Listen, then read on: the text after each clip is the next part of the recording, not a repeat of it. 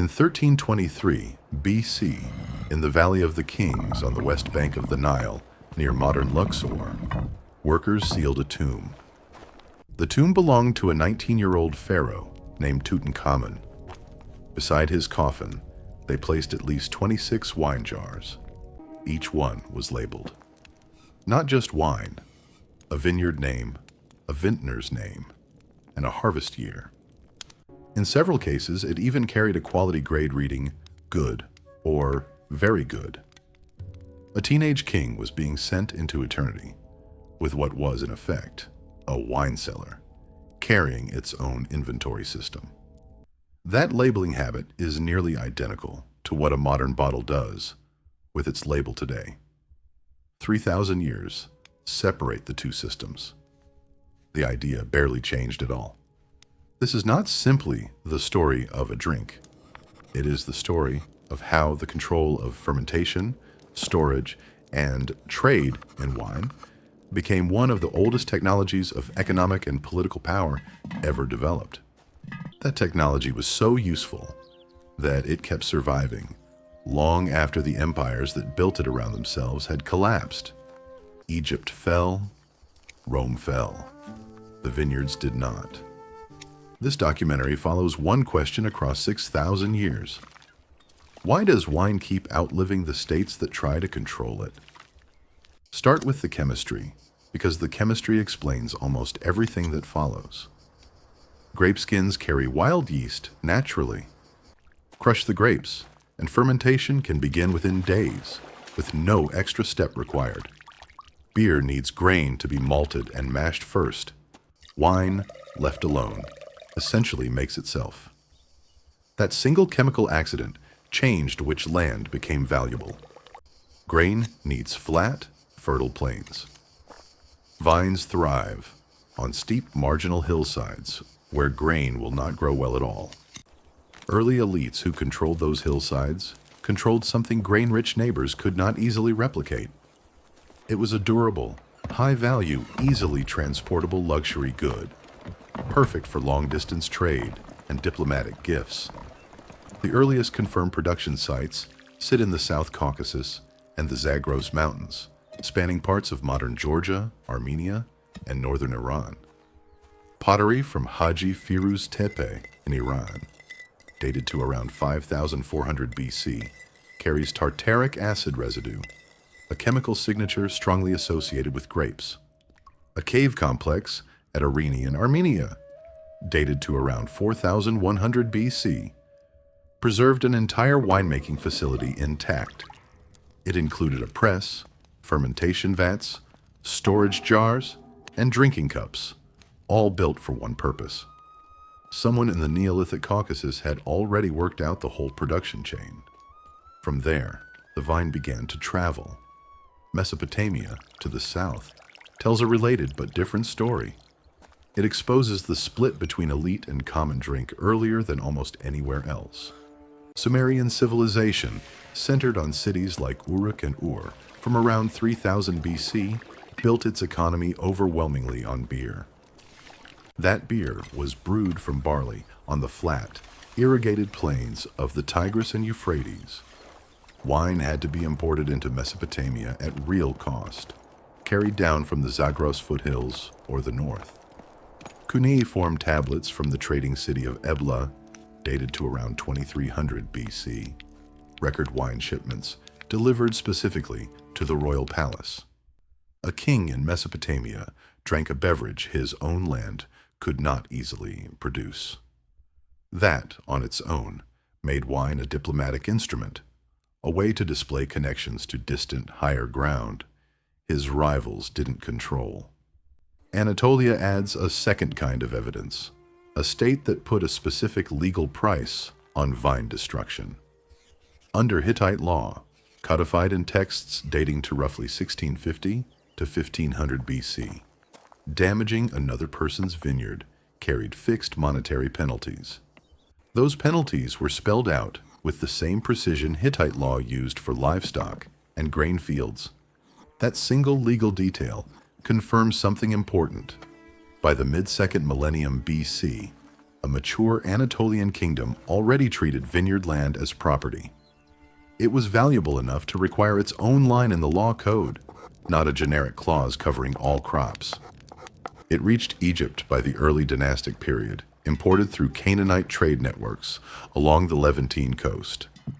By the time of the First Dynasty, around 3100 BC, wine jars were already sealed, with inscriptions recording vineyard and vintage information. It was exactly the kind of information later found in Tutankhamun's tomb. Wine in Egypt stayed largely a temple and royal product. Ordinary Egyptians drank beer instead.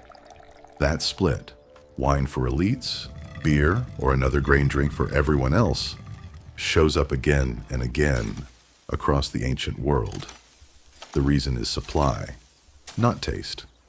A vineyard takes 3 to 5 years before it produces a usable crop. Grain can be brewed the same season it's harvested. Egyptian administration went further than simple labeling.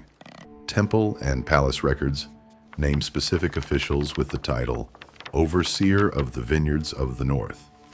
It was a bureaucratic post dedicated entirely to managing royal wine estates in the Nile Delta. A crop this slow to mature and this politically valuable apparently justified its own permanent civil service position. The Phoenicians turned that Caucasus to Egypt trickle into a Mediterranean-wide current. Operating out of coastal cities, including Tyre and Sidon, in what is now Lebanon, Phoenician traders carried wine alongside cedar wood, purple dye, and glass. These goods reached ports across Greece, Cyprus, and North Africa from around 1200 BC onward. Genetic studies of Mediterranean grape varieties trace the domesticated vine, Vitis vinifera, spreading outward along exactly these Phoenician routes. It reached the Iberian Peninsula by around 1100 BC through a Phoenician colony at Cadiz on Spain's Atlantic coast. Every amphora of wine carried something else with it too: pruning knowledge, rootstock, and pressing technique. Trade in the product was, quietly, also trade in the technology. Italy itself had its own pre-Roman winemaking tradition, and it belonged to the Etruscans. The Etruscans were centered in what is now Tuscany from around the 8th century BC. Etruscan vintners developed a distinctive training method, letting vines climb trees rather than staking them low. Later, Roman writers described this technique as arbustum. Separately, Greek colonists from Phocaea founded Massalia, the settlement that became modern Marseille, around 600 BC. It was this Greek colony, not Rome, that first carried the vine north into Gaul along the Rhone Valley trade route. By the time Rome's legions arrived in Gaul centuries later, they were not introducing viticulture to a blank landscape. They were absorbing a trade network the Greeks and the Gauls themselves had already built. Greece inherited this network and then built an entire civic institution on top of it. At Athens, adult male citizens gathered for the symposium, a structured, ritualized drinking party governed by an elected symposiarch. The symposiarch set the ratio of water to wine, mixed in a shared vessel called a crater. Drinking wine undiluted marked you as uncivilized. Herodotus used exactly that claim to characterize Scythian and Thracian drinking habits as barbaric, in contrast to Greek restraint. A typical mixing ratio ran from 1 part wine to 2 parts water, up to 1 part wine to 4 parts water. That was considerably weaker than a modern glass, but it was consumed for hours in a setting built for debate. Plato's Symposium and Xenophon's work of the same title are both literary records of this institution in action. The wine wasn't incidental to Greek philosophy. It was the delivery mechanism for it. Move south to the island of Chios and the island of Thasos, both major wine exporting centers in the Aegean. Their amphora shapes became so standardized that they functioned almost like branding. They were distinct enough that a merchant or a modern archaeologist could identify a cargo's origin at a glance. A shipwreck off Kyrenia, on the north coast of Cyprus, dated to the 4th century BC, went down still carrying roughly 400 amphorae. That single wreck represents one merchant's calculated bet on a market stretching across the eastern Mediterranean. The infrastructure behind this trade, standardized containers, known vintages, tracked routes, was already well developed. By the 4th century BC, it was functioning like an early commodities market. Rome inherited all of it, and then did something no earlier. Mediterranean power had attempted. It turned wine into military and administrative infrastructure at continental scale. By the 2nd century AD, Roman roads exceeded 400,000 kilometers in total length. A letter or a wine shipment could move from Britain to Syria along a connected network the state itself maintained. Roman legionaries received wine as a standard part of their daily ration, usually watered. That followed the same restraint logic the Greeks had used centuries earlier. That single logistical fact had an enormous downstream effect. Wherever a legion was garrisoned, demand for local wine followed, and vineyards followed the demand. This is documented, not inferred. Viticulture spread into Gaul, the Rhineland, and Britain substantially, because Roman military populations needed a reliable local supply. It was not because Italian producers were expanding for their own sake. The earliest known Roman handbook confirms how systematized this had already become. Cato the Elder's treatise, De Agricultura, written around 160 BC, gives detailed, practical instructions on pressing, storing, and even adulterating wine, making it the oldest surviving Latin prose work on any subject. And the North-South relationship in this trade wasn't only agricultural, it was also a transfer of container technology. Gallic craftsmen, not Roman ones, are generally credited with developing the wooden barrel, better suited than fragile clay amphorae to the temperature swings and rough transport of northern Europe. Rome adopted the Gallic barrel wholesale once its armies reached the Rhine. Roman production eventually became too successful for Rome's own comfort. The state's response is one of the clearest ancient examples of direct economic intervention in agriculture. Provincial vineyards in Gaul and Spain grew productive enough by the late 1st century AD to seriously compete with Italian wine. In AD 92, the Emperor Domitian issued an edict: no new vineyards in Italy. At least half of all provincial vineyards were ordered uprooted. Historians disagree about how strictly this was enforced. Suetonius records the edict as fact, but archaeological evidence shows provincial viticulture continuing and even expanding in the decades that followed. Enforcement was, at best, partial. The law was formally repealed under the Emperor Probus, around AD 280. He reversed course entirely and reportedly encouraged new vineyard planting along the Rhine and Moselle rivers. Enforced or not, the edict proves something important. Roman authorities treated vineyard land as a strategic resource. It was valuable enough to justify direct imperial control over what a province was permitted to grow. Inside wealthy Roman households, wine consumption became a status marker precise enough to be cataloged by name. Pliny the Elder, writing in the 1st century AD, ranked specific wines by origin and quality, singling out Falernian wine from the region of Campania, south of Rome, as among the most prized.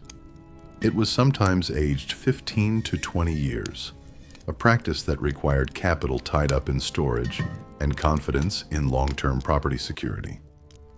Petronius's satirical novel, The Satyricon, mocks exactly this obsession.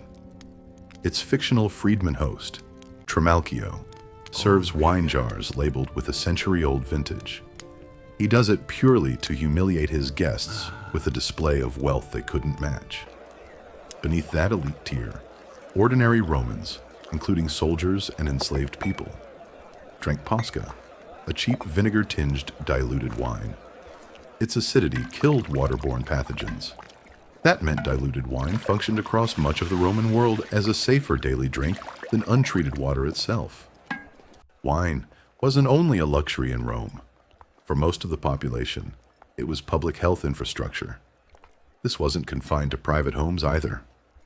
Pompeii, buried and preserved by the eruption of Mount Vesuvius in AD 79, has yielded more than 150 identified thermopolia, street front counters selling hot food and cheap wine to ordinary passers-by. That means the modern image of a corner bar has a nearly 2,000-year-old physical blueprint, frozen in volcanic ash. The empire that built this system did not survive intact. The vineyards did, and the reason is specific. Religious institutions needed them to keep functioning. But before the Western Empire's collapse fully played out, its eastern half kept the same administrative logic running for another 1,000 years. The Eastern Roman Empire, ruled from Constantinople, modern Istanbul, continued taxing and regulating agricultural land, including vineyards, under the legal code compiled by the Emperor Justinian between AD 529 and 534. That code, the Corpus Juris Civilis, preserved and updated centuries of Roman property law. Byzantine merchants kept wine moving across the Black Sea to Crimea, and along Aegean routes the classical Greeks had first opened. That meant the Roman wine and law relationship never actually died in the East. It simply relocated to a new capital. As the Western Roman Empire fragmented through the 5th century AD, Christian monasteries required actual fermented grape wine for the Eucharist. Catholic doctrine allowed no symbolic substitute. Benedictine monasteries, following the rule established around AD 530, became the institutions that kept viticultural knowledge alive. This happened precisely while secular Roman trade networks and tax systems were collapsing around them. Monastic estates in Burgundy, in eastern France, tracked which specific plots produced superior grapes across generations of observation. Cluny Abbey, from the 10th century, and Citeaux Abbey, from the 12th, effectively invented the concept of terroir this way. They did it through patient record-keeping, rather than any single discovery. The walled vineyard at Clos de Vougeot, established by Cistercian monks in 1336, is a direct physical survivor of that process. It is still standing in Burgundy today. Rome's regulatory apparatus for Gallic vineyards was long gone. The institutional memory of exactly which Burgundy hillside made the best wine was not. Secular power tried to reassert the same kind of control the Romans once had. Around AD 800, the Frankish Emperor Charlemagne issued the Capitulare de Vilis. This administrative document instructed royal estate managers across his empire on exactly how vineyards were to be planted, harvested, and pressed, extending a Carolingian version of the old imperial habit of legislating viticulture from the top down. A related, quieter revolution unfolded in the cold, marginal vineyards of Champagne, northeast of Paris, where the winters were harsh enough to halt fermentation before it finished. Fermentation would then resume unexpectedly in the bottle, come spring, trapping carbon dioxide and building dangerous pressure. Monks at Hauteviller Abbey in Champagne, including the Benedictine cellarer Dom Perignon, who died in 1715, are traditionally credited with refining techniques to manage this bubbling flaw into a deliberate product. Historians note that English glassmakers and the scientist Christopher Merritt, writing in 1662, documented methods for inducing a second fermentation in sealed bottles even earlier. An English glass of the period was often sturdy enough to survive the pressure that French bottles could not. Whoever deserves the credit The underlying mechanism was the same one that opened this documentary. Wine fermenting on its own in a container, with nobody fully controlling the outcome until someone worked out how to. Here, the story runs into a genuine puzzle. Wine also survived, and in places expanded, inside the Islamic world, despite a clear Quranic prohibition on intoxicants. The relevant verses are generally dated to around AD 630. Documentary and material evidence shows wine production and consumption continuing under several Islamic dynasties. At the Abbasid court in Baghdad, in what is now Iraq, the poet Abu Nuwas, who died around AD 813, wrote wine poetry. This poetry, Khamriyat, became a recognized and celebrated literary genre. Historians disagree on how to read this. Some treat it as evidence of selective elite exemption or regional variation in enforcement. Others argue surviving wine culture was concentrated mainly among non-Muslim communities, Christians and Jews, who kept producing wine under Islamic rule as a taxed, tolerated trade. This was especially true in regions like Al-Andalus, in what is now southern Spain, and across the Levant. One fact is not disputed. Distillation technology, refined and named within this same Arabic scientific tradition, the word alcohol itself comes from the Arabic al-kul. It passed through the one civilization most religiously ambivalent about wine on its way to reshaping European drink culture centuries later. Centuries afterward, under the Ottoman Empire, tax registers from the 15th and 16th centuries show non-Muslim vineyard owners in the Balkans and Anatolia paying a specific wine tax to the Ottoman state.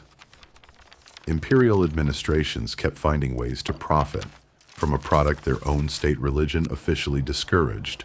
European colonial expansion, beginning in the 15th century, then turned wine into a genuinely planetary commodity. It spread vines into climates no earlier trade network had ever reached. Spanish missionaries carried the mission grape variety, a form of Vitis vinifera, to what is now Mexico by the 1520s, and on into California by 1769. They did it explicitly to supply sacramental wine for the mission system. That's the same monastic logic from Burgundy, replaying itself 12 centuries later on another continent entirely. Dutch colonists planted the first vineyards at the Cape of Good Hope on the southern tip of Africa in 1659. By the 18th century, the sweet wine produced there, Constantia, was being served at the courts of Napoleon and Frederick the Great. This is confirmed by contemporary court records. A colonial outpost was now exporting luxury back to the political centers that had founded it. It was the old Roman flow, core supplying periphery, running in reverse. Trade politics reshaped the map again in 1703, when England and Portugal signed the Methuen Treaty, granting Portuguese wine, chiefly port, from the Douro Valley, sharply lower English import tariffs than French wine received. This happened at a moment of near-constant Anglo-French hostility. English merchants operating in Bordeaux began fortifying the wine with added brandy, specifically so it could survive the long sea voyage to Britain. This permanently changed the drink's character in the process. A tariff decision made in a treaty room in London had, within a generation, restructured which hillsides in Portugal were worth planting. Colonization kept extending the map through the 19th century. In 1832, the English settler and viticulturist James Busby carried a personal collection of European vine cuttings to New South Wales. That single imported crate effectively founded the modern Australian wine industry. Spanish and later French vine stock likewise seeded the large-scale wine industries of Chile and Argentina. Both would matter enormously a few decades later, for a reason nobody planting those vines could have anticipated. The 19th century then delivered the closest the entire 6,000-year system ever came to total collapse. The threat came from an insect the size of a pinhead, Phylloxera vastatrix, an aphid-like pest native to North America, arrived in French vineyards around 1863, most likely on imported American vine cuttings. It feeds on grapevine roots, and by the 1880s it had destroyed an estimated 40% of French vineyard acreage. This was a full-scale agricultural crisis, severe enough to threaten the economic base of entire wine regions. The eventual fix carried its own irony. French vines were saved by grafting European Vitis vinifera onto phylloxera-resistant American rootstock. The same continent that introduced the pest also supplied the cure. Nearly every classic European vineyard today still grows on grafted American roots. That's a fact invisible in the glass, but structural in nearly every bottle produced. The 20th century then tested the same resilience through a different mechanism: outright prohibition. The United States ratified the 18th Amendment in 1919. From 1920 to 1933, the sale of alcoholic beverages, including wine, was illegal nationwide. American vineyards survived this near-total ban, largely through two specific legal carve-outs: sacramental wine for churches, exactly the same religious exemption that had preserved viticulture through the fall of Rome. The second was doctor-prescribed medicinal wine, sold legally through pharmacies for the duration of Prohibition. The pattern from 6th century Burgundy repeated itself in 20th century California, 13 centuries later, and on the opposite side of an ocean. Ban the drink, and the exemption written for religion quietly keeps the vines alive underneath it. Government intervention also gave the old idea of terroir a formal legal shape. In 1935, France established the Appellation d'origine contrôlée system. It legally defined which grape varieties, yields, and production methods a wine needed to use before it could carry a specific regional name, such as Champagne or Bordeaux. It was, in effect, a state bureaucracy formally codifying exactly the kind of plot-by-plot knowledge the monks of Cluny and Cîteaux had assembled through 8 centuries of informal observation. It was now enforced with the same seriousness Rome had once applied to Domitian's vineyard edict. Chemical and genetic science, within the last 2 decades, has closed the loop back to where this story started. Residue analysis, using infrared spectroscopy and liquid chromatography, applied to pottery from sites across the South Caucasus and the Zagros Mountains, has confirmed tartaric acid signatures in vessels that predate the Arini cave complex by more than 1,000 years. That pushes confirmed winemaking back towards 6,000 BC in the region spanning modern Georgia, Armenia, and northern Iran. Genetic sequencing of thousands of modern grape varieties, published over the past decade, traces nearly all cultivated wine grapes back to a small number of wild ancestor populations. Those populations come from that exact region. The DNA inside a glass of wine anywhere on Earth today carries a direct, traceable line back to a handful of Caucasus hillsides worked by Neolithic farmers. Those farmers left no writing, no laws, and no monuments behind them. Only the plant and the residue in the jars they used to hold what it became. Even the map of where wine can be grown keeps moving. Over the past several decades, warming average temperatures have pushed commercially viable vineyards into regions once considered unsuitable, including southern England and parts of Scandinavia. That's the latest reminder that the plant, not any single government or climate zone, is what actually endures. Every civilization in this story handled wine differently. Sumer treated it as an imported luxury, too costly for ordinary people to drink at all. Hittite Anatolia wrote it directly into criminal law. Egypt treated it as sacred elite privilege, run by its own bureaucracy. Greece turned it into the vessel for civic philosophy. Rome built it into military logistics and provincial control. Then, in its eastern half, kept that same legal machinery running for another millennium. Medieval Christendom preserved it as sacrament and institutional memory, then wrote a Carolingian rulebook to reassert control over it. The Islamic world produced both religious prohibition and, unintentionally, the science that would later transform it.